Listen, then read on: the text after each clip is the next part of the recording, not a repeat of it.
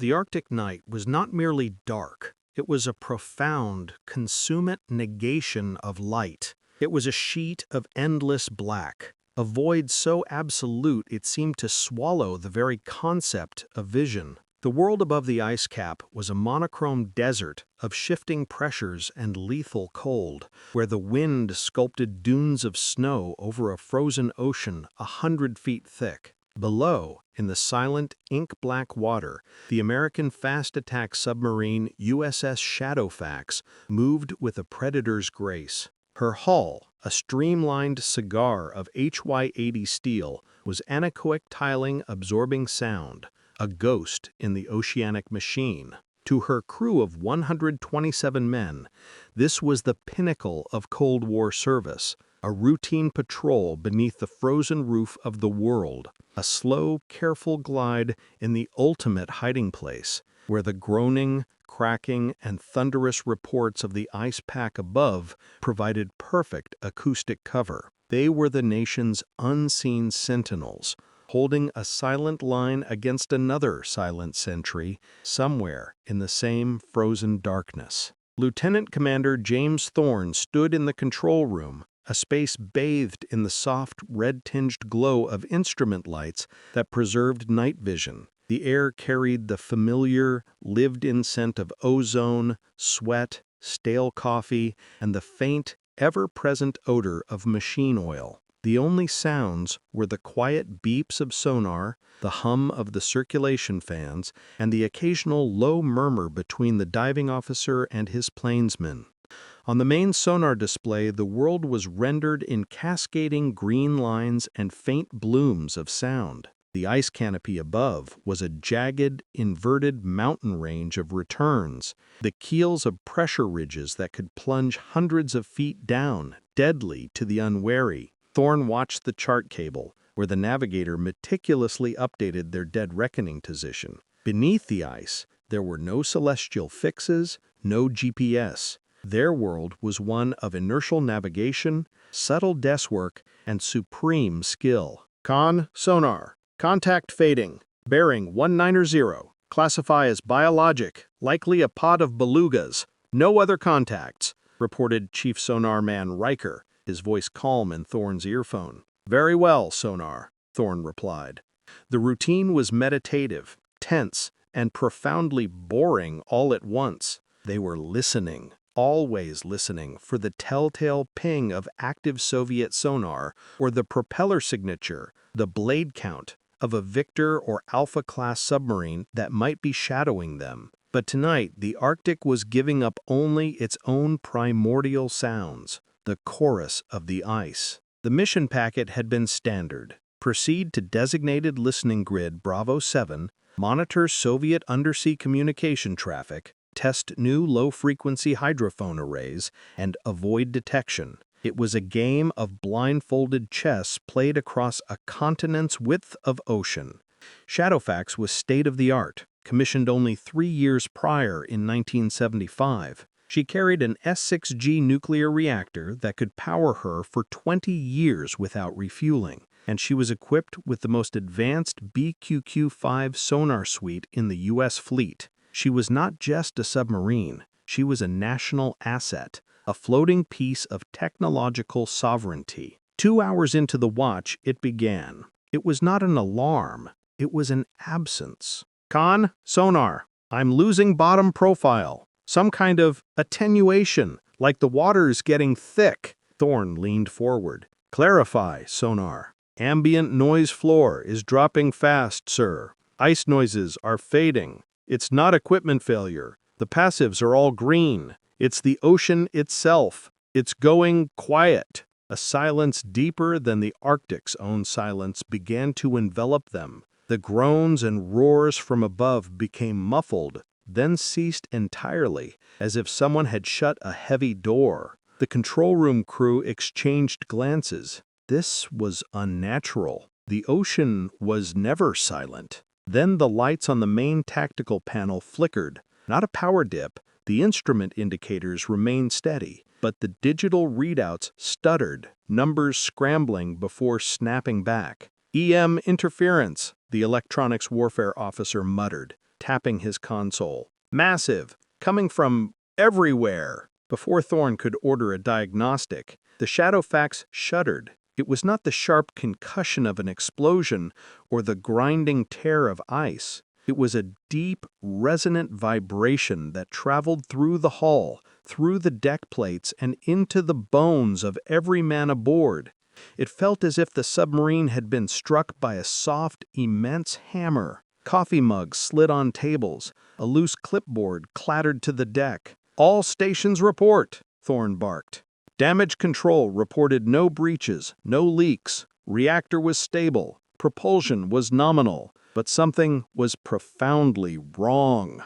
"Con, sonar, all passive and active systems are offline. Massive acoustic bloom, like white noise. Then nothing. I have zero input. I am deaf, sir. Con, radio, same. All VLF and ELF receivers are swamped with static. Cannot raise fleet or SOSIS. It's like we're in a tin can wrapped in lead." Thorne felt a cold knot tighten in his gut. They were blind, deaf, and mute, isolated in a way no submariner ever truly is, even in the deep. He ordered a slow ascent to periscope depth, hoping to poke an antenna above the ice to find a crack or a polinia, a hole in the frozen lid. As they rose, the external hydrophones, now functional only intermittently, picked up a new sound. Not ice, not whales. A low, sub-auditory hum, more felt than heard. A frequency that seemed to make the metal of the hull itself vibrate in sympathy. It grew in intensity. Then the control room watches stared in disbelief as the depth gauge, a reliable mechanical dial, began to spin counterclockwise. It showed them ascending far faster than the plainsman was flying the boat. The external pressure sensors told the same impossible story. The crushing weight of the ocean was lessening. Outside the viewports in the escape trunk, the inky blackness began to lighten, not to the familiar gloomy green of Arctic water, but to a strange, milky, luminescent blue. "All stop," Thorne commanded. "Back emergency. Rig for silent running." But the Shadowfax was no longer obeying her helm. She was being pulled, gently, but irresistibly, upward and forward. The crew, drilled to perfection, moved with quiet urgency, securing for unknown dynamics. Fear was present, held at bay by discipline and training, but its metallic taste was in the air. The luminescence outside grew brighter. They saw it then. Through the few thick glass ports, the ice canopy above was gone, replaced by a swirling, misty void of that same blue light. And then, with a final, soundless lurch, the submarine broke the surface of a place that could not exist. In the world they had left, the clock was ticking. At the Naval Undersea Warfare Center in Newport and later at the headquarters of the Atlantic Submarine Force in Norfolk, the scheduled check-in from Shadowfax did not come. At first, no alarm was raised. Radio silence was a standard protocol. The Arctic was notorious for disrupting even the very low-frequency signals that could penetrate seawater. But when the Shadowfax missed her second, then her third scheduled broadcast window, a low-grade concern escalated to full-blown crisis. Commander scrambled resources. A P-3 Orion Maritime Patrol aircraft, loitering on the edge of the ice pack, was vectored into the submarine's last known position. Its powerful ANP-S-115 radar scanned the endless white looking for the distinctive signature of a snorkel mast or an emergency radio buoy. It found nothing. From Vandenberg Air Force Base in California, a KH-11 Kennan reconnaissance satellite was tasked to the area, its crystalline lenses capable of resolving objects less than 6 inches across from space. Its passes over the grid coordinates revealed an unbroken, pristine expanse of ice. No cracks suggestive of a sinking. No dark scars of a fuel oil slick. No heat blooms from a dying reactor attempting to cool itself. Theories were proposed, debated, and discarded with grim efficiency. Had the Soviets managed a stunning, silent capture? Unthinkable. Such an operation would have left a massive trail of acoustic and electronic evidence. Had there been a catastrophic, instantaneous reactor excursion, a China syndrome underwater? Possible, but the lack of any radioactive contamination in the atmosphere, sniffed by high-altitude U-2 spy planes, argued against it. Had she been trapped under a collapsing ice ridge, buried in a tomb of shifting ice? Her design could withstand the pressure, and her reactor could provide power and heat for months while rescue was planned. She would have been able to send buoy signals, to tap out messages on her hull for underwater listening devices. There was only silence. The search expanded. British and Norwegian submarines, allies in the silent war, were quietly asked to keep their own acoustics peeled for any hint of the Shadowfax. Ships equipped with side-scan sonar probed the edges of the continental shelf. The effort was colossal and utterly fruitless. In the intelligence community, rumors spread like a low-grade fever. Whispers in secure elevators and over encrypted phone lines spoke of anomalous events. One report, buried in a stack of satellite data, mentioned a brief, intense burst of auroral activity over the Arctic Circle at the exact time of the Shadowfax disappearance. A shimmering curtain of green and violet light that didn't match any solar flare predictions. It was dismissed as coincidence. But in the mind of one analyst, a quiet, methodical man in the Office of Naval Intelligence, the pieces formed a terrifying, impossible picture. He pored over every scrap of data, the sudden silencing of acoustic and radio signals, the lack of physical evidence, the auroral report. He thought of the Bermuda Triangle legends, of Flight 19, and dismissed them as superstition. Yet the facts remained, stubborn and inexplicable. Late one night, staring at a blurred satellite photo of the featureless ice, he voiced his conclusion to a colleague, his voice barely a whisper in the secure briefing room. "It's like the ocean just opened up and swallowed the whole damned ship." The phrase circulated, capturing the essence of the frustration and dread. It hinted at a force beyond technology, beyond geopolitics, a mystery from the deep that no sonar could ping and no satellite could see. The official investigation, after weeks of exhausting every lead, was forced to conclude, lost with all hands, cause unknown. The families of the 127 men were notified, medals were issued posthumously, and the name USS Shadowfax was added to the roll of submarines lost in the line of duty.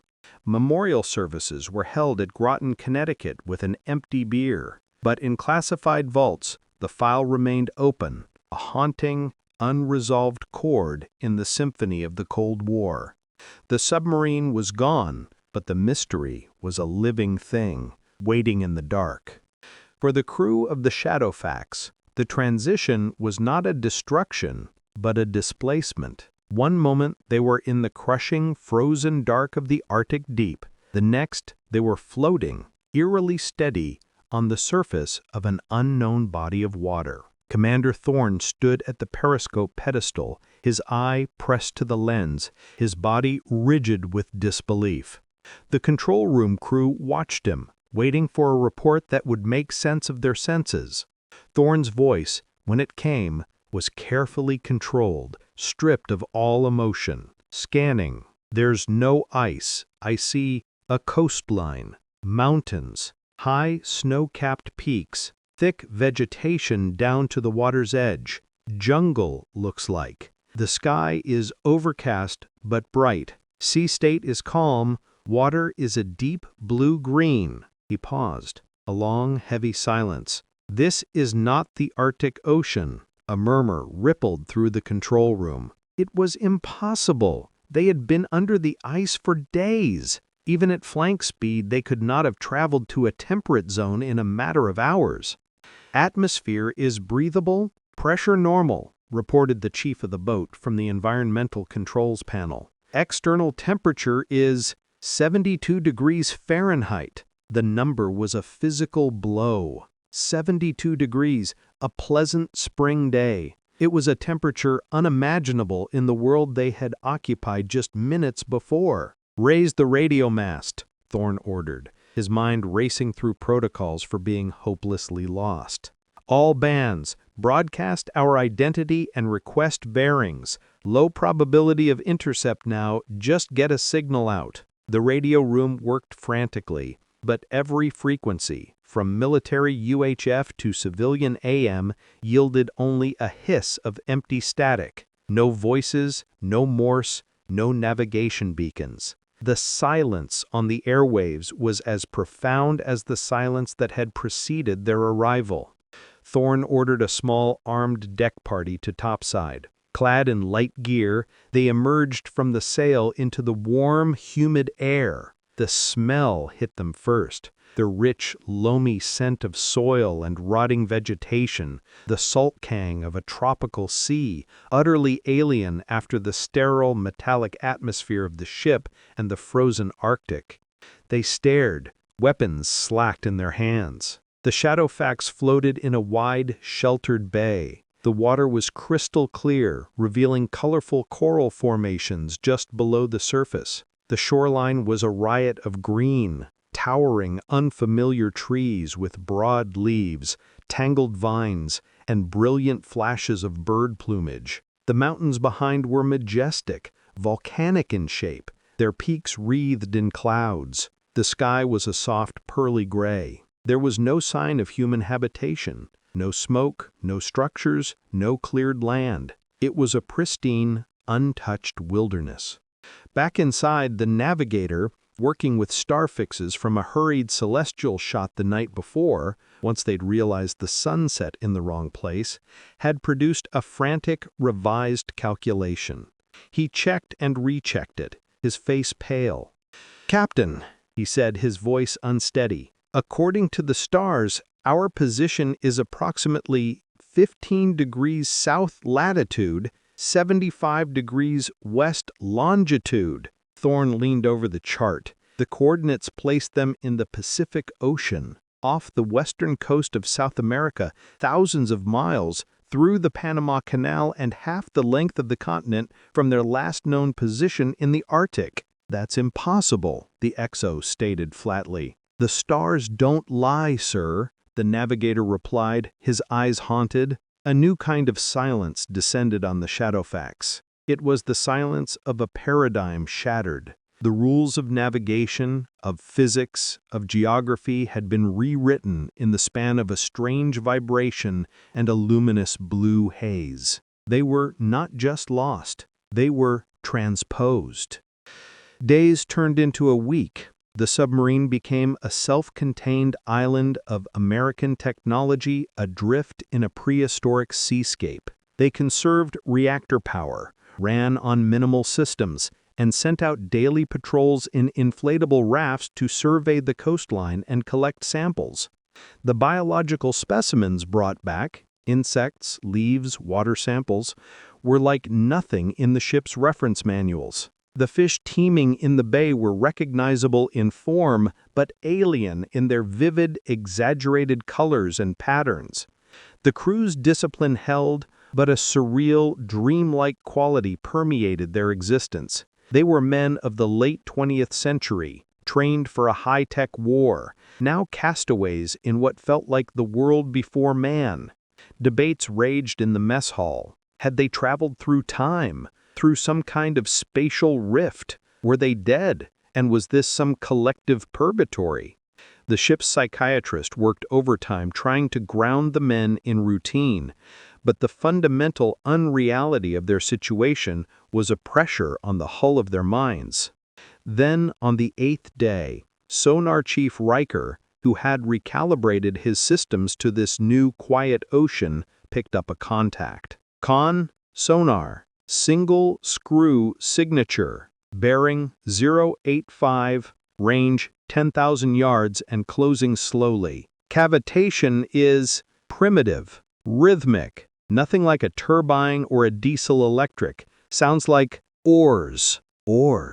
The word sent a new shock through the command. As the inflatable raft motored slowly toward the galley, the two civilizations, one from the apex of the Cold War, the other from an unknown epoch, beheld each other across a gulf not of miles, but of millennia. The men on the galley wore expressions of profound wonder. The Americans saw in their faces not the cunning of enemies or the blankness of primitives, but an intelligence, a humanity that was instantly recognizable. The leader with the crystal staff raised a hand in a gesture that could have been greeting or warding. Thorne stood in the bow of the raft, holding up the gleaming knife, an artifact of his own world as mysterious to these people as their crystal was to him. The ocean that had opened up and swallowed them had not destroyed them, it had delivered them, not to a grave under the ice, but to a shore at the dawn of something. The mystery of their disappearance was complete, but their story, the story of the submarine that vanished from one ocean and resurfaced in another,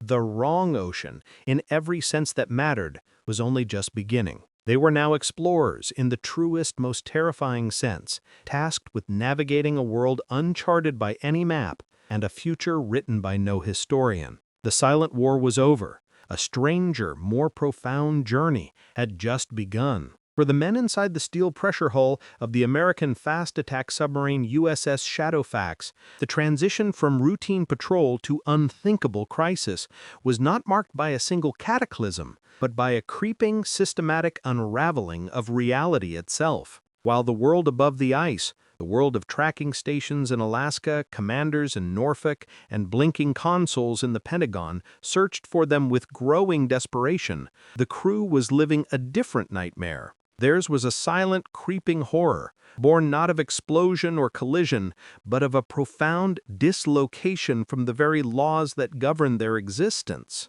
It began subtly, in the dead of the Arctic night, after they had entered what the navigator, Lieutenant J.G. Warren Haskins, had logged as Ice Corridor Charlie. It was a known feature, a long, narrow lead between two massive, ancient floes, a submarine highway through the frozen labyrinth. The passage was tight, the keels of the ice on either side plunging down like the walls of a submerged canyon.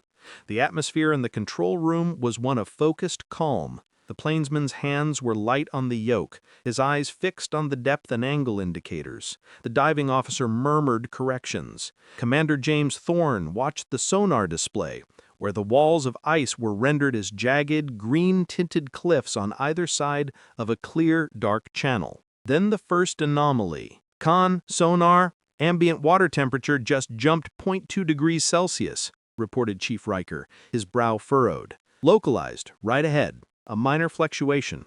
Could be a vent of geothermal activity, rare but not unheard of in the Arctic seismically active ridges of the Arctic seabed. Thorne acknowledged it. Minutes later, the navigator spoke up, his voice tinged with confusion. "Sir, I'm getting a drift on the SINS. The ship's inertial navigation system was the boat's technological heart, a suite of laser ring gyroscopes and accelerometers so sensitive it could track the submarine's position without any external reference. It was never wrong. It could drift, but over days, not minutes." "Clarify," Thorne said, moving to the chart table. It's not aligning with dead reckoning. We're showing a lateral shift of 50 yards off our plotted course, but the water current data shows nothing to account for it." Before Thorne could respond, the boat's magnetic compass, the old-fashioned whiskey card type, mounted as a backup, began to quiver. Then it started to spin, not a slow drift, but a lazy, continuous rotation, as if the North Magnetic Pole was a carnival ride whirling around them. A chill that had nothing to do with the outside temperature passed through the control room. "Electromagnetic interference," announced the electronic warfare officer, Petty Officer Vance. "Off the scale, sir. It's not a source. It's ambient. Like the whole magnetic field here is scrambled." Now the nightmare accelerated. The SINS console chimed a soft, persistent alarm. "Gyro compass failure," Haskins reported, his face pale in the red light. The digital readouts on the navigational screens flickered, numbers stuttering into gibberish before resetting, showing positions that were geographically impossible, placing them simultaneously in the Bering Strait and off the coast of Norway. It wasn't just one system, it was a cascade. The depth sounder, pinging the ocean floor miles below, began returning echoes that suggested the seabed was rising in a sheer cliff directly ahead, then falling away into an abyss all within seconds. The water temperature probe spiked again, then again, showing a warm, almost tropical layer of water at a depth where only near-freezing brine should exist. "All stop," Thorne commanded, his voice tight. The subtle vibration of the turbines faded, leaving the submarine hanging in silent, dark water. "Report all sensor anomalies, now!" The reports came in a staccato rhythm of disbelief. The Radio Shack could hear nothing but white noise across all frequencies, from the very low-frequency bands used to communicate with command to the civilian shortwave bands. The hydrophones, tasked with listening to the ocean, picked up a symphony of the bizarre, low-frequency moans that didn't match any whale song, rhythmic pulses that felt almost mechanical, and beneath it all a sub-auditory hum that vibrated in the teeth. The leader made the decision that every submarine captain dreads but is trained to execute. They would ascend to periscope depth, find a break in the ice, and get a visual or celestial fix. It was the sailors' ancient fallback. Look at the sky. The ascent was tense. The ice avoidance sonar, struggling against the interference, painted a chaotic, shifting picture of the canopy above. It showed solid ice, then open water, then ice again. Finally, at 100 feet, the officer at the search periscope raised the hydraulics. Thorne put his eye to the rubber cup. Blackness. Not the inky black of an Arctic night, but a thick, soupy, opaque black. No stars, no aurora, no subtle gradations of shadow from moonlight on ice. He switched to high-power magnification, swept through infrared. Nothing. The world above the waves was a perfect void. "Stars," Thorne said, not lowering the periscope. "Navigator, prepare for a celestial fix. We'll need a 3-star minimum." Haskins, sextant in hand, stood by.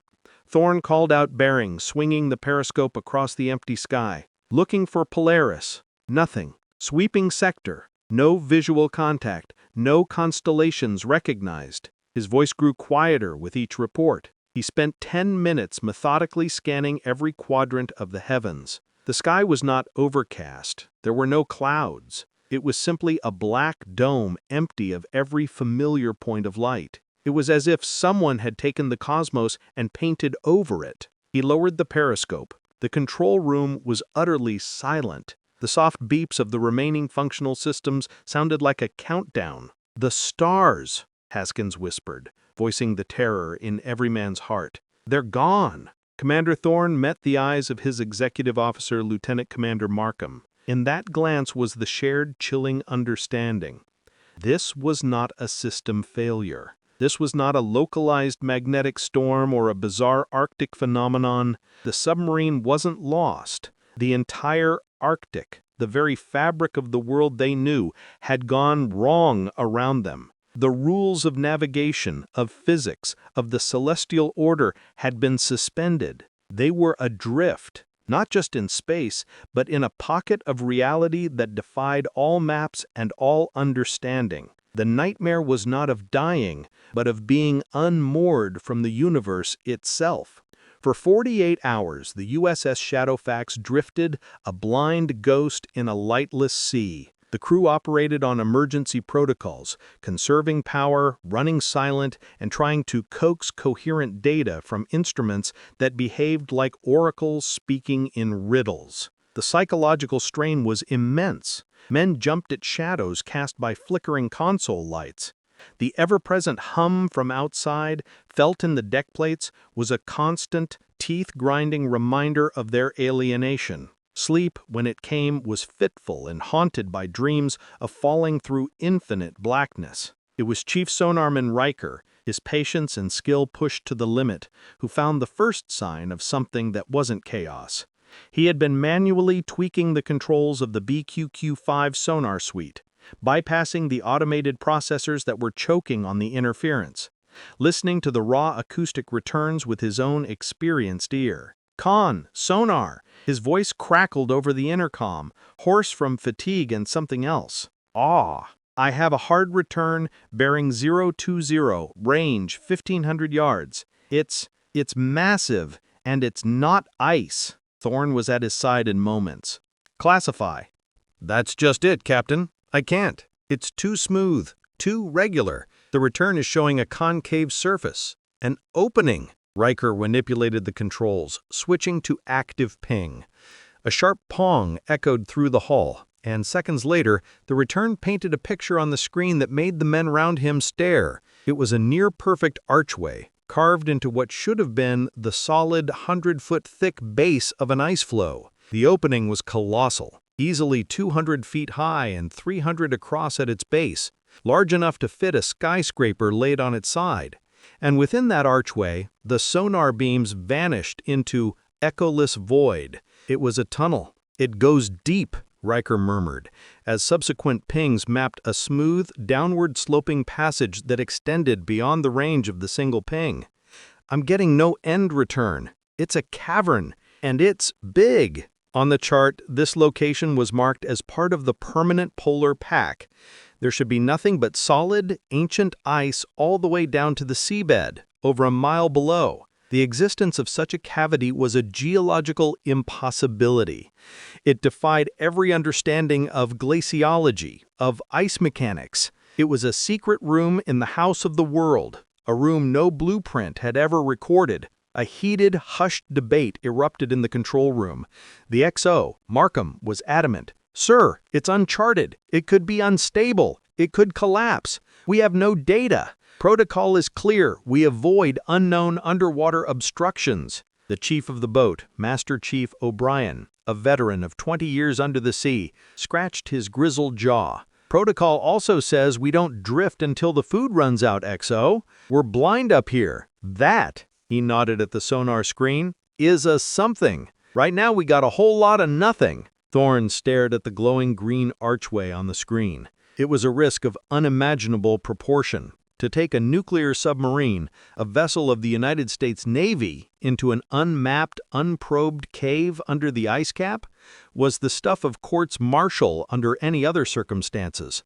But these were no longer any circumstances. The stars were gone. The compasses were mad. They were trapped in a pocket of wrongness. An impossible tunnel in an impossible place might be the only landmark in a world that had lost all others. He made the decision. All ahead 1/3, make your depth 100 feet below the ice ceiling, take us in. Attention, different from the free-floating anxiety of the past 2 days, settled over the boat. This was a directed tension, a focusing of fear into action. The Shadowfax crept forward, her powerful lights stabbing into the darkness as she approached the maw. As they crossed the threshold, every man on watch felt a collective intake of breath. The cavern was not just enormous, it was sublime. The submarine's beams illuminated walls that were not rough ice, but smooth, almost polished, as if sculpted by a constant, gentle flow of water over millennia. They were a deep, luminous blue, veined with darker bands of sediment. Stalactites of ice the size of redwoods hung from the ceiling, hundreds of feet above, dripping meltwater that glittered like diamond dust in the lights. The water here was preternaturally clear and strangely buoyant. The boat felt lighter, more responsive. Water temperature now 4 degrees Celsius and climbing. 4 degrees. It was bathwater compared to the frigid minus 1.8 degrees Celsius outside. They proceeded. A tiny metal intruder in a cathedral of ice and rock. The passage did not narrow. It wound gently downward, a grand spiraling ramp into the heart of the earth. And as they descended, the strangeness intensified. The magnetic interference, which had been a blanket of noise, began to pulse. The ESM gear detected rhythmic waves of energy emanating from the walls themselves, as if the very geology was alive with a slow, steady heartbeat. The boat's metal hull began to thrum in sympathy. "Current," called out the plainsman, his hands fighting the yoke. "Strong current, setting 090. It's pulling us, sir." Thorne ordered a correction, but the current had a grip on them. It was not a random flow. It was a river within the sea. a concentrated, powerful stream that ran along the floor of the tunnel. They were no longer fully piloting the submarine, they were riding a conveyor belt. Then came the rogue echoes. Sonar began picking up returns from the walls that made no physical sense. A wall would appear on the port side, then vanish, only to reappear 100 yards ahead, as if the tunnel was shifting around them, reconfiguring itself in real time. Riker, sweat beading on his forehead, reported echoes that suggested massive, slow-moving objects within the solid ice itself. Shapes that would appear, drift parallel to the boat for a minute, and then fade away. "It's like the walls are alive," he whispered, not keying his mic. The deeper they went, the warmer it became. 8 degrees, 12. The ice around them was now giving way to bare, smooth rock, basalt by the look of it. The tunnel was no longer an ice cave. It was a lava tube, an ancient conduit for magma now filled with warm, circulating ocean water. Bioluminescent organisms began to appear in the water outside, tiny pinpricks of blue and green light that swarmed in their wake, adding an eerie, fairy-like glow to the beams of their lamps. The crew didn't know it yet, as they sat at their stations, mesmerized and terrified by the spectacle scrolling past their viewports. But the submarine was being carried by a hidden under-ice current that oceanographers had theorized about for decades and always dismissed as fantasy. They called it the Thermohaline Express, a hypothetical super-concentrated flow of warm saline water that somehow bypassed the normal global conveyor belt, carving its own secret channels through the bedrock of the continental shelves. A current that could, in theory, cut across entire continents, linking ocean basins through subterranean shortcuts. It was considered impossible because the energy required to keep such a tunnel from collapsing and the heat source required to warm the water defied known models. But as the Shadowfax was pulled deeper, the source of that heat became apparent. Glowing vents in the tunnel floor spewed superheated, mineral-rich water.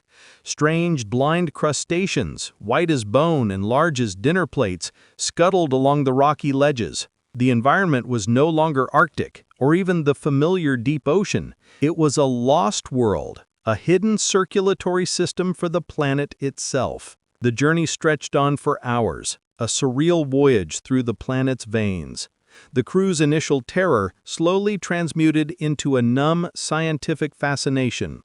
Water samples were taken, showing unprecedented mineral content. Temperature and salinity graphs looked like the readings from another planet. They were mapping the unmappable, discovering the undiscoverable, with no way to report any of it back to the world they had left behind. Finally, after a journey that felt both timeless and endless, the forward-looking sonar pinged a change. The tunnel walls were widening, flaring out. The powerful current began to slacken, dispersing into a broader, calmer volume of water. The rock walls gave way once more to ice, but this ice was thin, fractured, and glowing with a diffuse external light from above. "Sir," the diving officer said, his voice hushed, "the ice canopy. It's only 20 feet thick here, and I'm reading open water beyond." Thorne raised the periscope again. This time, when his eye met the lens, he saw not a void, but a chaotic jumble of broken ice, bathed in a strange, misty, blue-white luminescence. And beyond it, not black sky, but the shimmering, distorted suggestion of open ocean. They had traveled the impossible tunnel. They had ridden the Thermohaline Express.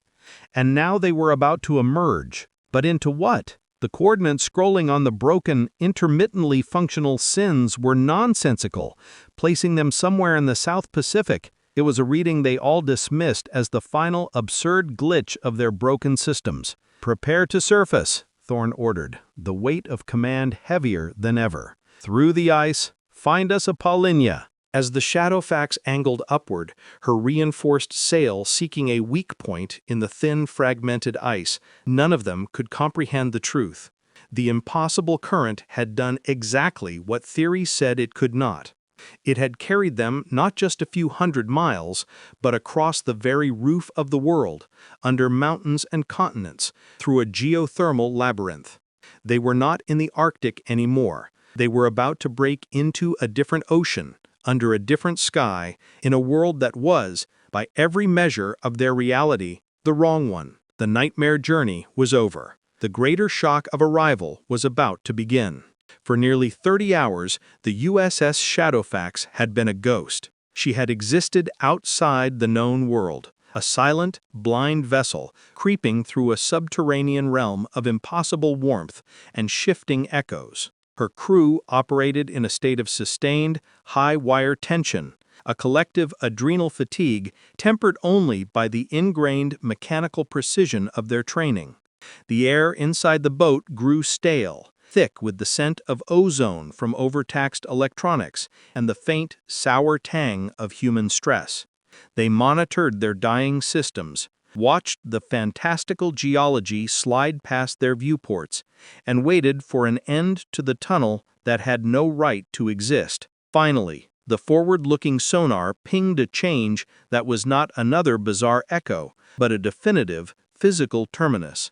The smooth, sculpted walls of the lava tube began to flare outward, the ceiling rising into a vast, dome-like chamber. The powerful guiding current that had carried them like a leaf in a gutter slackened, its energy dissipating into the open volume. The water temperature, which had peaked at a balmy 15 degrees Celsius deep in the geothermal zone, began a gradual, steady decline, and the ice returned. But it was not the ice they had left. This was not the ancient, implacable 100-foot-thick pack of the high Arctic. This was a fragile, fractured lattice. Sonar showed it as a shattered pane of glass suspended above them, maybe 20-30 feet thick in places, riddled with cracks and leads. Most critically, the submarine's sensitive photonic sensors, designed to detect the faintest hint of ambient light, began to register a glow. A diffuse, blue-white luminescence seeped down from the cracks in the ice canopy. It was not the stark, electric glare of the Arctic sun on snow. It was softer, filtered, muted by what could only be atmosphere. Con, sonar, ice canopy is fractured and thin. I'm showing multiple large polynyas ahead. Water is calm. External ambient light is confirmed. The words hung in the air of the control room. Light. After an eternity of absolute black, of instrument glow and the bioluminescent sparkle of deep-sea ghosts, the concept of daylight from the surface world felt like a memory from another life. Commander James Thorne felt his heart hammer against his ribs. This was the moment, the breakthrough.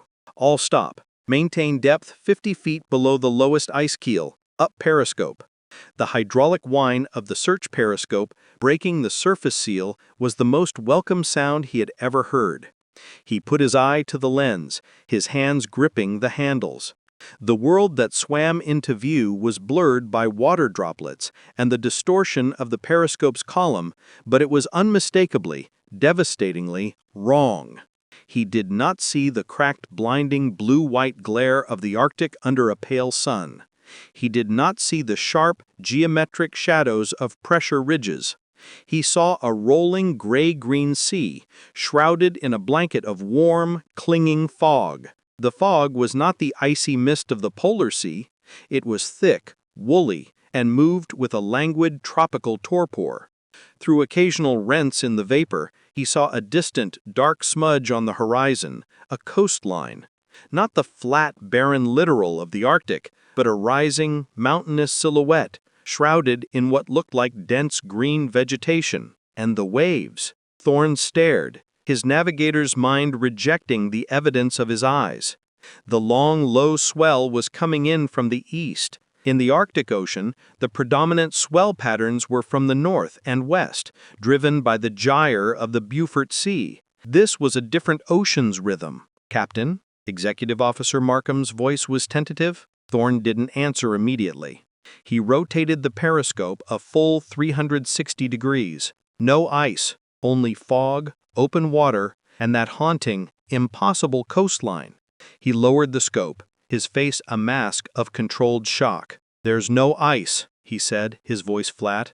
"We have open water and land in sight. Prepare to surface. Battle station surface." "Man the bridge." The order triggered a controlled frenzy. The crew, vibrating with a potent mix of exhaustion and wild hope, scrambled to their surface stations. The ballast tanks blew with a deep, roaring sigh, and the USS Shadowfax, with a great surge of white water, broke into the open air for the first time in days. The assault on the senses was immediate and overwhelming. The humid, salt-thick air rushed into the bridge hatches, a physical shock after the dry, recycled atmosphere of the boat. It was warm, shockingly, undeniably warm. Men emerging topside in their standard-issue Arctic watch jackets immediately began stripping them off, sweating in the moist heat. The fog wrapped around the sail, dampening sounds and reducing visibility to a few hundred yards. The sea itself was a deep, dark jade green, not the black or slate gray of the polar waters. It slapped against the hull with a softer, gentler sound. Lieutenant G. Hoskins, the navigator, rushed on to the bridge behind Thorne, clutching a handheld sextant as if it were a holy relic. The sky above the fog was a patchwork of thick cloud and occasional clear patches. It was twilight, a long, drawn-out dusk that felt entirely alien in its gradations of color. Without a word, he lifted the sextant, his hands trembling slightly as he trained it on the first pinprick of light burning through the murk. He took a sighting, then another. He worked with frantic, precise speed, consulting his chronometer, scribbling calculations on a damp notepad. Thorne watched him, seeing the young officer's face cycle from concentration to confusion to dawning, abject horror. He looked up, his eyes wide. The color drained from his face. He looked at the coastline, at the sea, then back to his numbers. "Sir," a word. Below, in the relative privacy of the control room, Hoskins spread his chart on the plot table. His finger stabbed a location in the North Pacific Ocean, west of the international date line. "Sir, my fix, it's rough, with this cloud cover, but it's consistent. We are here." The point was off the Kamchatka Peninsula, in the western Bering Sea, brushing the edge of the North Pacific proper. Thorne stared. It was a distance of over 2,000 nautical miles from their last confirmed position in the Canadian Arctic. They would have had to travel under or through Alaska at speeds exceeding 60 knots sustained to cover that distance in 30 hours. It was physically impossible for a Los Angeles-class submarine. "You're certain?" "As certain as I can be, sir. The stars. They're the right stars again, but they're in the wrong place for us. The constellation Orion is lying on its side on the horizon. We are at approximately 55 degrees north, 165 degrees east." He swallowed hard. "We're not in the Arctic anymore, sir. We're not even in the same hemisphere's ocean." The truth, cold and immense, settled over the command team. The impossible tunnel, the warm currents, the shifting magnetic fields. They hadn't just been anomalies. They had been a passage, a shortcut carved through the very flesh of the planet. The Shadowfax had not been lost, she had been translated.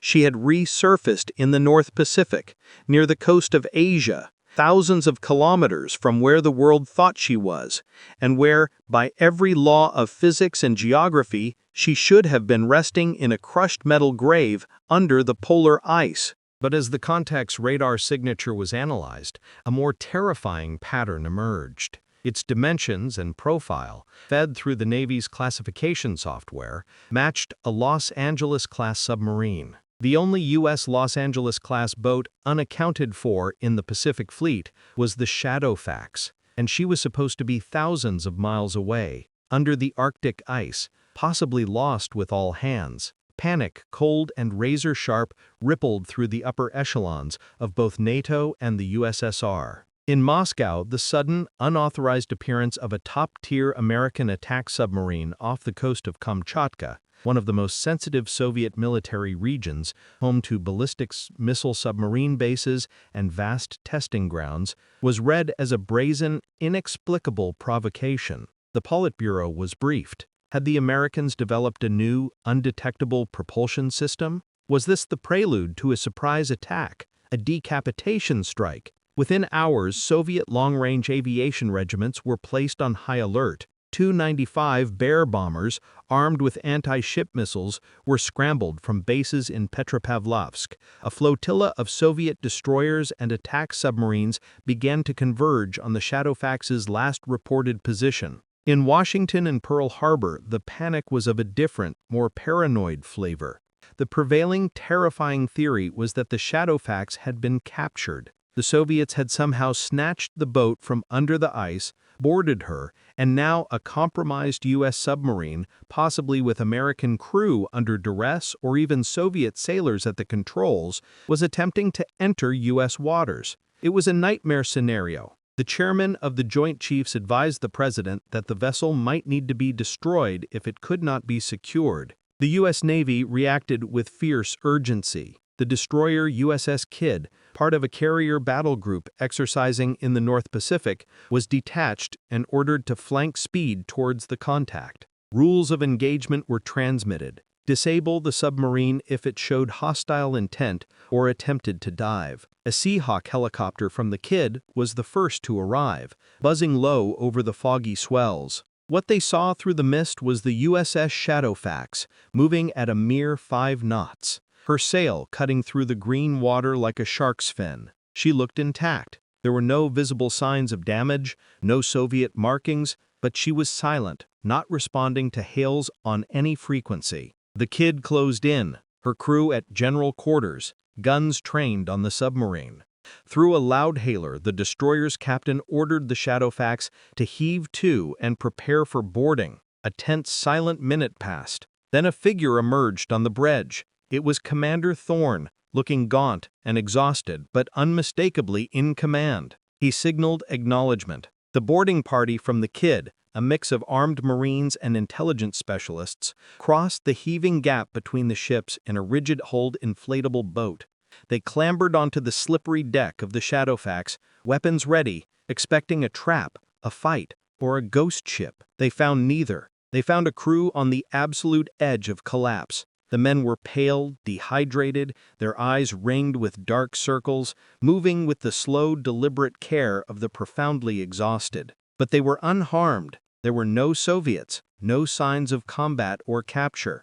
The reactor was stable. The weapons were secure. The only thing that was clearly, profoundly wrong was the look in the crewmen's eyes, a hollow, stunned disbelief, as if they had witnessed something that had broken their understanding of the world. The intelligence officers sealed the boat. They took Commander Thorne and his senior staff into immediate, isolated debriefing, and they confiscated the logs. The raw data in the ship's mission logs, the sonar recordings, the navigator's notebooks, and the environmental control readouts told a story that was, to the physicists and oceanographers later summoned to a secure facility in Virginia, nothing short of heresy. The logs were filled with readings the experts initially dismissed as instrument failure or mass hallucination induced by stress and possible low-level CO2 buildup. But the data was too consistent, too cross-referenced across multiple independent systems. It spoke of a tunnel large enough to drive a battleship through. It charted magnetic fields bending in impossible pretzel-like patterns that defied the Earth's known dynamo. It recorded warm, powerful currents flowing beneath kilometers of solid ice. Most explosively, it laid out a route, a clear, navigable passage that appeared to connect the Arctic Ocean's Canadian basin directly to the North Pacific, bypassing the Bering Strait entirely. To the military strategists in the room, the implications hit like a physical blow. This was not just a geological curiosity, it was a strategic earthquake. A perfect, undetectable stealth route that could allow submarines to slip between the Atlantic and Pacific theaters without ever surfacing, without passing through monitored choke points like the GIUK Gap or the Panama Canal. It rendered decades of anti-submarine warfare planning and the entire concept of geographic containment obsolete. It was a Cold War nightmare, or the most profound secret discovery of the age. Depending on who you asked in that secure, windowless room, it was either a terrifying vulnerability or the ultimate strategic advantage. The only point of agreement was that it could never become public knowledge. What happened next was a masterpiece of Cold War obfuscation. The submarine's mission logs, every tape, every printout,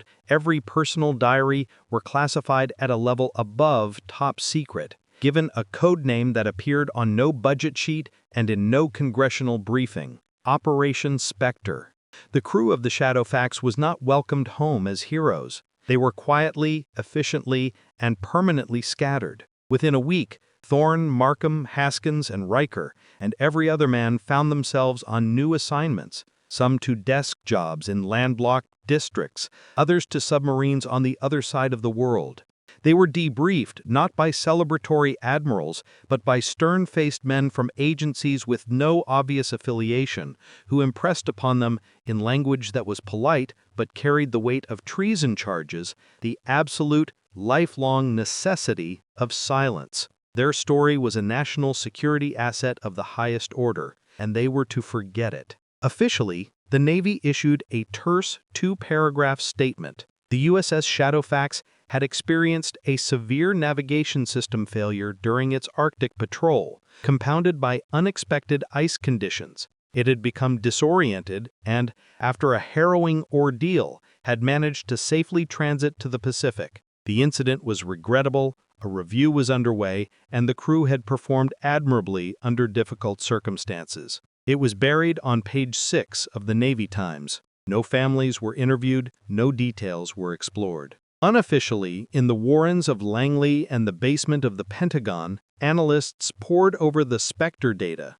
They came to a chilling consensus belief. The Shadowfax had not suffered an error. She had stumbled upon a natural, under-ice passage of staggering scale and complexity, a labyrinth within the Earth's crust, shaped by geothermal heat and tectonic forces, its pathways likely shifting and unstable over geologic time. A route so vast and so unpredictable, it could theoretically allow a vessel to cross between oceans undetected.